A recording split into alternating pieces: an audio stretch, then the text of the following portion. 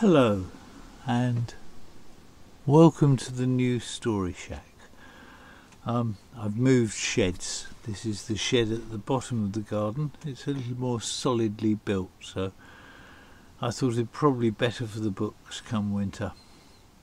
Anyway, the story I'm going to read is called Hunter's Moon. Created quite a furore at one time when I'd first written it. I put it up for criticism on a site and somebody said it was little more than a description of a way of making a medieval weapon. And somebody else got very upset about that. Surprising, I didn't expect a story of mine to cause so much fuss. However, here we go. Hunter's Moon. It was... I want my other glasses.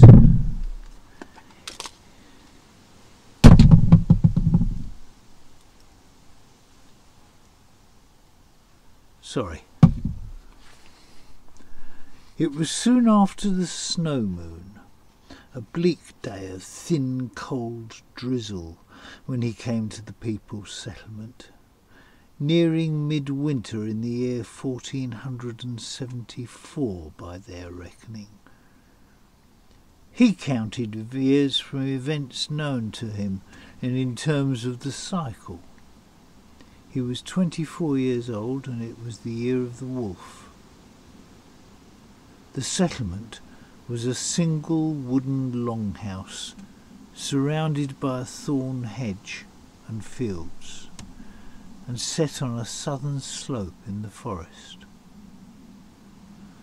The people knew him. They'd traded furs for grain with him in the past. This time he had a different proposition. His woman had died. He'd watched her sweat and suffer for days through the fever that haunted the lowlands. After years in each other's company and days of watching her die, there was no space for the self-indulgence of mourning. He had the child to think of, and the land was shutting down after the autumn bonanza. Physically, he was prepared for winter, and life had equipped him to deal with emotional hardship. But the boy was still only 7. It was never going to be easy. Then the great bow had snapped as he loosed at a deer. As the arrow flew wide, the limb of the bow cracked him over the head, and the dog took off after the fleeing deer. The dog would have returned if he'd waited, and alone he could have survived until the spring. But with the child he needed help. The old chief welcomed him. People were at a premium in this denuded world. They started him in on faggoting, gathering sticks and tying them tight in bundles so that they'd last longer in the open hearth. With almost no metal, hewing wood to burn was not an option. It was cold, hard work. Fingers froze tying the bundles, and heading back he looked like a walking woodpile. At least that was warming. He showed his worth, paid his way, and earned their keep. He was used to physical hardship. It was more difficult adjusting to life in the longhouse. Natural orders were acceptable. The man-made ones weighed heavily, and he was the outsider. Work became a relief, taking him outside the closed community, in the forest away from the sounds of men living by his lunar calendar. He would spend whole nights out under the full moon. Though they were glad of the products of the forest, the villagers regarded this with superstitious awe. For them, the night and the forest were filled with spirits and otherworldly creatures, and his exploits represented the essence of their differences. The child, however, was accepted and took to the life, rejoicing in the company and warmth of communal living, which was sufficient for his grim grief. They gave him a woman at the winter solstice ceremony. She was widowed, no longer young, with a girl almost the boy's age. Arranged union was a strange concept to him, as was the polygamy practised here, and his own loss was too recent for the relationship to develop on an intimate and emotional level at first, though eventually mutual respect grew in this barren ground. Initially, the arrangement was a pragmatic one. Single parents could not cope, and they needed each other. Her astonishment at not being beaten for expressing her opinions, and on being consulted for them, she expressed at first as contempt for a weak man so weak as to rely on a woman. As she came to appreciate that he consulted and listened, but still held his own opinion, she changed her mind and came to respect him. The change was gradual, but he was aware of it and appreciated it. Meanwhile, love flourished between the children. The season changed, and so did the work. Spring equinox, flower moon, and the girl and boy joined the other children, keeping birds from the young wheat while he explored the north side of the hill. His stated purpose was looking for grazing for the village's little flock, but it had aroused his curiosity that the village was to the south of the ridge, when the natural location would be to the north, overlooking the river. He'd seen such things before. Settlements moved after some disaster, or to escape a plague, and it didn't take him long to locate the cross of heavy stones in the ground that marked the foundation where the old temple once stood. Close by was the ancient clump. The original tree had been planted more than 1,000 years before the nearby stones were laid. Although not a religious man, there was something about a site where men had worshipped for so long that raised his hackles, pimpled his skin like a plucked goose, and at the same time gave him a sense of continuum and belonging to the land. Over the centuries the tree had grown, flourished and decayed at its heart. Seeds fell and germinated, and outer limbs dipped to the ground and rooted. The new growth had resulted in a grove of trees, in the centre of which, where the original trunk had been, poisonous needles had fallen for centuries, making a circular plateau bare of life. The men who planted the original tree lived in a land bare of other conifers, and it had been a potent symbol. With the mistletoe, it stayed green through the winter, carrying forward the symbol of life. Yet both carried poison, one fatal, one hallucinatory. With life there is hope, but also death. In visions of truth, but also danger and delusion. The later religion that built the temple found such messages too close to the bone.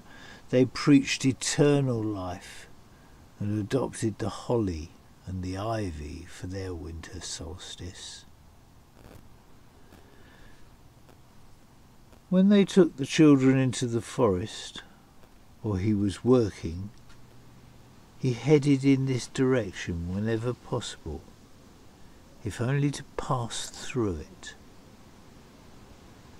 He came to be intimate with the grove and knew how the wind hit it as it swept up the hill, the form of each trunk, which corners of the grove had grown fastest, which slowest. The slowest growing trunks suited his purpose best, but some had grown with the grain twisted by the wind, or with side shoots that would leave knots. On some there were suitable sections, but too short or too long. He considered for a long time before he made his selection. Meanwhile, there was village life. Come spring they walked the fields, he dibbling holes for seeds, a pole in each hand, whilst the women and children followed planting, one for us, one for the crow, one to rot and one to grow. Where rabbits left the edge of the forest to decimate the young crops, he showed the children the spaced flat patches in the grass where they hopped, and how to set a snare. The rabbit's head must go through the loop as it landed, feeling it would make it leap wildly to escape and break its neck cleanly. He took care to make them understand the price in suffering paid for a badly set snare. After sowing, reaping and threshing, and between times, they waded in the stream for watercress and crayfish, and to place and retrieve the bundles of flax, tied straw in long bundles to thatch the roof, and gathered alder, osier, hazel and willow for basket, skep and hurdle. In the evenings there were the tales from storytellers around the central hearth as they mended basket and trap, made bone needles, spun with the distaff, wove on the loom, picked knits from each other's hair, or even fashioned the occasional plaything. After a life spent alone or in a small family unit, it was a veritable social whirlwind for him, in which he was forever learning new skills, social and practical. The people showed very little interest in his skills. The priest showed some interest in his knowledge of the medicinal uses of herbs, but the teas he brewed for himself drew nothing but scorn from the people. They relied on fermentation to purify their drink. The raucousness this produced was as alien to him as his reserve was to them. Once musicians came. He'd learned the timeless work songs of the village as it went about its daily task, but this was the first time he'd encountered music for pleasure. They didn't stop. The settlement was too poor to give them more than a meal and a night's shelter, but a memory stayed. All the while the children played, grew and learned, and he gathered things he needed. A perfectly straight stick, a few threads of linen flax, a staghorn, goose feathers. Gradually he accumulated. On the northeast corner of the grove he had come to know so well was a trunk that had started life forced in on the centre by its parent branch and the surrounding forest, then gained space when the parent fell. This led to it growing with a sharp bend near the base. Here it could be split. For 600 years no side branches had grown to the southwest, giving 7 feet of vertical 8-inch diameter trunk. clean on one side. Then a limb branched out towards the centre of the grove. Here also it could be split. Progress was steady but slow. Using sandstone he fashioned hardwood wedges, then hardened them further with fire.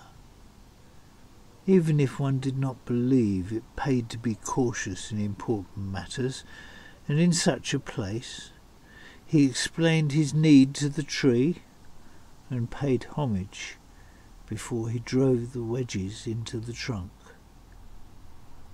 Vanes were made that caught the wind and moved them in their slots, and he drove them in further each time he visited. It was months later that the half log he desired separated from the tree. About the time that the old chief died. He genuinely mourned the passing of the old man. For different cultures they were, nevertheless, two of a kind, patient, deliberate, dealing with the world on a pragmatic rather than dogmatic basis. He'd come to regard him as his friend. The billet was split into 3 staves and submerged in the flax beds where the clear water that washed the fibres clean would wash out the sap. Discovering the grove, making his selection, splitting out the log had all taken time, nearly 2 years, enough to make him feel he knew the community, though he realised he would always be a blow-in, an outsider. He'd started seeing the boy's future as part of the community. He and the girl made a natural pair, but he still made preparation for his own departure. In his limited spare time, he explored the area around the ruins until he discerned the shallow mounds buried in the forest. They marked the position of the large house he knew must once have stood there, and he exercised his imagination to decide where they would throw their rubbish. Close enough for a lazy servant, upwind and far enough away not to smell in summer, a dip for a tidy mind to fill that had sunk back again over time. He dug and found glass. Life had not improved with the passing of the old chief. His successor was an insecure and superstitious man who surrounded himself with sycophants and bullies. The iron knife, which was the people's symbol of unity, spent less and less time on the altar until it was strapped to the chief's waist permanently. The death of the old chief had been a sea change, but in a small and isolated community where everyone knows each other's business from birth, tides move slowly. His work gathering firewood and herding and his abilities as a trapper meant he still came and went, at least in winter, but not at night any more, and there was an eye kept on him as there never had been before. The women and children no longer accompanied him into the forest either. They'd become unspoken hostages to the village, not to be tainted by the wild. For 3 years he'd waited as the timber seasoned. After 3 months in the flax bed, he'd moved the staves to a hollow, barely a cave behind a shallow waterfall, then gradually by stages to drier positions, below a thatch on the surface of the marsh, in a cave made by a fallen stone at the site of the old temple and finally slung in a cradle under the huge limb of an oak tree, protected from rain and open to the drying wind. Each time he moved or visited the staves, he worked them a little more, removing the bark, narrowing the ends, reducing the width, always taking care not to break the grain of the outer sapwood that would make the back of the bow, the side that stretched. Any broken fibres there would stand up on the surface like fine fur and make weak spots. His razor-sharp glass tools left long, fine, fluted lines down the timber where they followed the grain. The careful seasoning had given him 3 good staves, but over 3 years of intimate acquaintance he had chosen a favourite. Dead straight, without a knot in its entire length, there was barely a wave in the grain for his edge to follow as he shaved it down. Having decided which limb would be the lower, he'd marked out the rectangular handle a little below the centre, and fastened a fine line coated in ash at each corner in turn. The other end he stretched to the centre of the nearest bow point. Snapping the line against the fat bow back gave him his mark in ash, which he then made more permanent with a sharpened and charred stick. Most of the work was done on the front of the bow, the red heartwood, reducing it and shaping it into a D section, but he kept checking and renewing his guide. Any machine is a mass of compromises. In a bow, the handle must be below the centre, so the arrow, resting on the fist, is propelled by the centre of the string.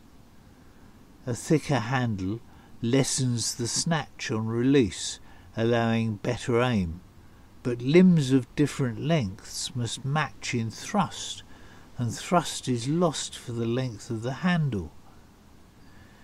He knew nothing of mathematical models, of motion and acceleration, and solved the problems pragmatically. Using temporary knocks, he bent the still intractable bow with a rough and heavy string, confronting a dichotomy. Before bending the stave, he must reduce it to prevent snapping. To decide how to reduce it, he must bend it. He hooked the handle over the seasoned stump of a dropped oak branch, fastening it in place, and then hung weights from the string. Standing back, he observed.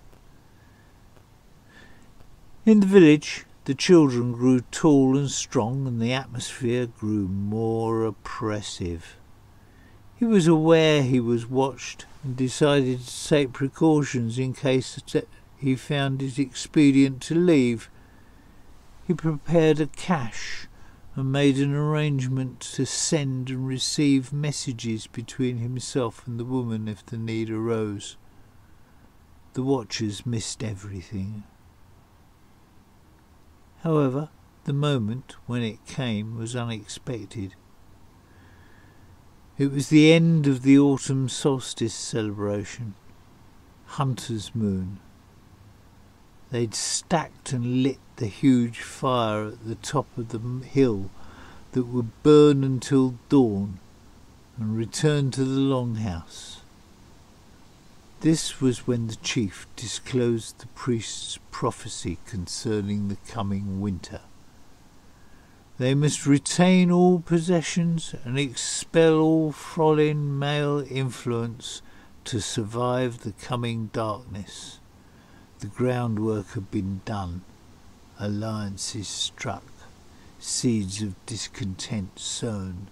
The weak saw him as dangerous, the religious as an heretic, practising dark arts, He was an outsider anyway.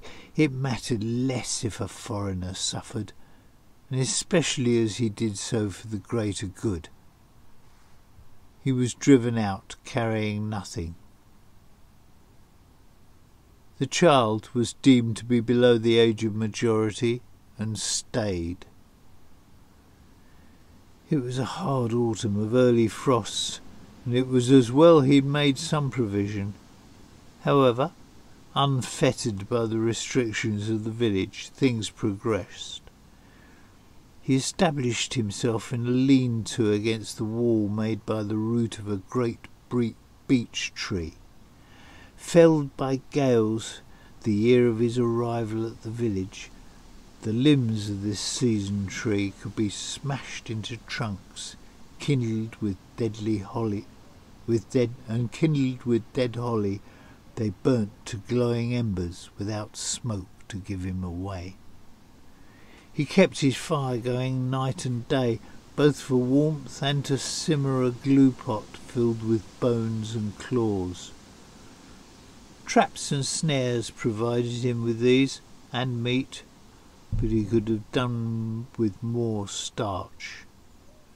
Though his woodcraft told him which roots and tubers he could eat without fear of poisoning himself, they took time to find and gather in the months when little showed above ground, and suddenly he had no time. At first the messages had been reassuring. The child was upset at losing him, but was accepted as part of the village. Most of the villagers assumed him dead in the harsh weather, unable to imagine a life other than their own, and the reinforced hold on the village this gave the chief and his cronies seemed to satisfy them. Then there'd come an argument with one of the bully boys who surrounded the chief. He rounded on the boy, beating him and dismissing him as an outsider, son of a foreigner, of no account, then told the girl, who'd spiritedly tried to defend him, that she would learn control when she was his. It transpired that fatherless, she was at the disposal of the chief, and was to be given at the winter solstice to this animal twice her age, who already beat the woman he had. Nearly 6 years after starting the search for the grove, he had almost finished the bow. It stood his height plus the width of his hand, and tapered from the handle to 1.5 times the width of his thumbnail at each end. He spent an afternoon carving and fitting the permanent horn nocks, and then spun a linen bowstring. He braced the bow to a fist mill, a fist with a thumb raised, about 2 thumbs short of a span. The centre of the bowspring, where it would push the arrow, he whipped with a thin single strand, doubled to make a slight bump below the nock, so that the arrow fitted to the centre every time. He still needed the arrows. The longest shards of glass, napped razor sharp, set in hardwood heads, jointed to dead straight shafts. But he didn't know how the bow would cast, and the arrow is also a compromise. The bowstring pushes the arrow directly towards the front of the bow, all the push on the nock at the back, but the arrow must pass to the side of the bow. If it is too stiff, it will cast to the left around the bow. If it is too loose, it will bend as it passes the bow and then wobble in its flight. Get it just right, and it will bend once as it passes the bow, stabilise, spin, and fly true. He made shafts from various woods, alder, ash, holly and oak, fitted them with heads of the appropriate weight and fired them to decide the stiffness of his arrow shafts. The final shafts he made with a sliver of horn glued into a slot below the nock to prevent splitting, then bound with a tight whipping which held the goose feather, fletching. At the other end he made a deep V to take the hardwood foreshaft, initially weighted, as before, with a practice head. 2 days later he stalked and shot a fallow deer. He got within 20 to 30 paces of the beast, approaching it from the side. As it had turned to walk away, he had the perfect diagonal shot. The animal had continued to walk with the herd, apparently unconcerned, for 10 or 12 paces, and then dropped. Now he could ignore his traps. He had enough food to see him past the solstice, and in time a buckskin cover for his bow handle. He concentrated his attention further. At night, with the village locked away in its longhouse, he walked the ground, checking and double-checking his distances. By day he shot in his bow, exercising neglected muscles, messages avoided watchful eyes. The woman informed the children of their plans. More things were spirited out of the village, and all was prepared. Reeking and strained from a venison diet, the dawn of solstice found him on the bare hillside as the village came out with torches to greet the dawn, which rose opposite their door this time of year. The bundles that closed the gateway and the hedge were removed, the village exited, and the initial celebrations began. No one noticed him there until he called the boy's name. The boy started running. The chief raised his hand for him to be stopped. He saw no danger.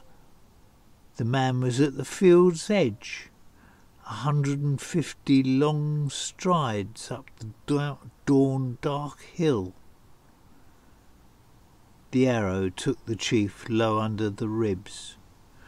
Ribs can deflect and soften the blow, and the sharp shard shredded and pierced vital organs before it exited. A metal-tipped arrow at twice that distance can pierce armour from such a bow. This one cut straight through body and spine before burying itself in the soft earth behind.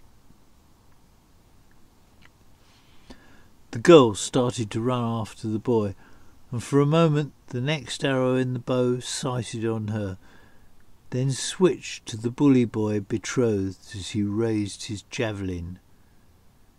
2 dead in less than 10 seconds, and the world had changed. No one except the woman stirred as the children ran to join the archer on the hill, all aware of the next arrow in the drawn bow. The woman danced in fury, screaming orders for the girl's return, then cursed the girl for a whore and the father and son as evil sorcerers. Her alibi established, she fell to genuine sobbing for her loss. Too old and too set in the village ways to be able to follow. They returned for messages from time to time to ensure she was all right, and after she died, the boy went into the settlement briefly, but the archer never went back. Regicides are unwelcome to kings on principle. Their life in the wild, making the teenagers bows, teaching them the law of the forest, stalking, trapping, gathering, trading furs, creating music with their bows. That's another story. Alright, thank you. By the way, I was partly reminded of that by that terrific young Korean lady, Kim's son, I think it was, took 3 gold medals at the Olympics. Well done, you. Bye-bye.